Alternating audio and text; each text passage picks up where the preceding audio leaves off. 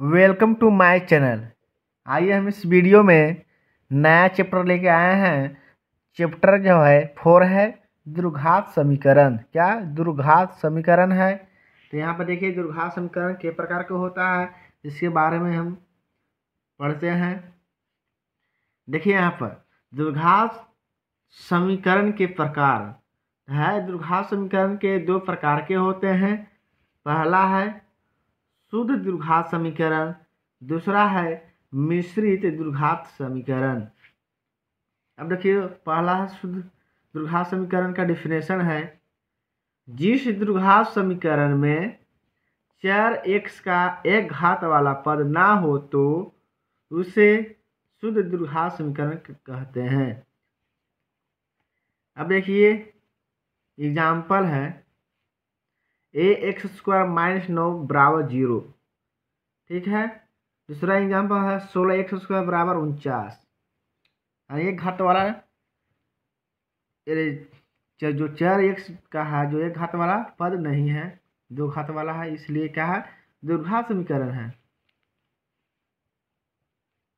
अब यहाँ पर देखिए नोट में, यह द्विघात समीकरण ax² + bx + c = 0 में b = 0 हो तो वह शुद्ध समीकरण कहलाता है। देखिए शुद्ध द्विघात समीकरण का व्यापक रूप क्या है? ax² + c = 0, क्योंकि b = 0 है। दूसरा का देखिए यहाँ पर मिश्रित द्विघात समीकरण का डिफिनेशन, जिस द्विघात समीकरण में चर x का एक घात वाला पद भी हो तो उसे मिश्रित द्विघात समीकरण कहते हैं। एक घात वाला भी हो तो मिश्रित द्विघात समीकरण कहते हैं। एग्जाम्पल यहाँ पर है 2x² + 3x + 1 = 0। क्या है? द्विघात समीकरण है। द्विघात समीकरण का व्यापक रूप क्या होता है? देखिए यहाँ पर मिश्रित द्विघात समीकरण का व्यापक रूप ax² क्या ax² + bx + c = 0 होता है, जहाँ a बराबर नहीं है 0 और b बराबर नहीं है 0। ठीक है। मिश्रित द्विघात समीकरण का व्यापक रूप क्या होता है? a² + bx + c = 0 होता है, जहाँ a बराबर नहीं होना चाहिए 0, b बराबर नहीं होना चाहिए 0। अब विभेदक यहाँ पर देखिए, विभेदक या विवेचक बहुत महत्वपूर्ण है। देखिए इसका डिफिनेशन क्या है? समीकरण ax² + bx + c बराबर में 0 है। यहाँ पर देखिएगा नहीं दिखाई दे रहा है, यहाँ 0 है। ax² + bx + c = 0 के लिए व्यंजक b² - 4ac को द्विघात समीकरण का विभेदक या विवेचक कहते हैं। ठीक है। विभेदक का जो फॉर्मूला होता है विभेदक के, वो होता है d = b² - 4ac। ठीक है। यहाँ पर देखिए विभेदक कहते हैं, इससे d से सूचित किया जाता है, अर्थात d बराबर फॉर्मूला होता है b² - 4ac। ठीक है। विवेचक निकालना होगा, विवेचक या विभेदक, तो d बराबर फॉर्मूला होता है b² - 4ac। ठीक है। अब देखिए बाबू यहाँ पर एग्जाम्पल ले ली है x² - 3x - 10 = 0 का विवेचक ज्ञात करें। ठीक है। इसका व्यापक रूप हमेशा 0 होगा, बराबर के बाद में लगा रहेगा द्विघात समीकरण में। अब देखिए सॉल्व करते हैं। द्विघात समीकरण बराबर है, ठीक है, a² - 3x - 10 = 0। ठीक है।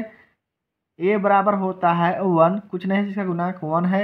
b बराबर -3 है, क्या है -3 है। c बराबर -10 है। इसलिए सूत्र से देखिए d बराबर फॉर्मूला होता है b² - 4ac। तो b का मान है 3, तो 3 का है स्क्वायर -4 × 1, यानी a का मान है 1 गुने माइनस c का है मान -10, तो 3 के 9 हुआ और माइनस माइनस प्लस हो जाएगा, 10 चौके 40। ठीक है। 40 और 9 जोड़ेंगे तो बाबू कितना हो जाएगा, देखिए 49। तो डी बराबर क्या हो गया आपको 49 आंसर हो गया।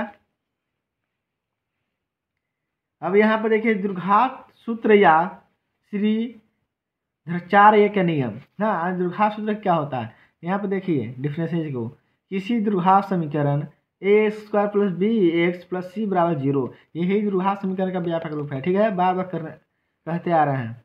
a² + bx + c = 0 के लिए जहाँ a b c वास्तविक संख्याएं और a = नॉट यानी a बराबर नहीं है 0 के दो मूल अल्फा और बीटा हो तो अल्फा बराबर फॉर्मूला होता है बाबू -b माइनस, ठीक है, माइनस √b² - 4ac बटा 2a। बीटा बराबर फॉर्मूला होता है -b प्लस √b² - 4ac बटा 2a।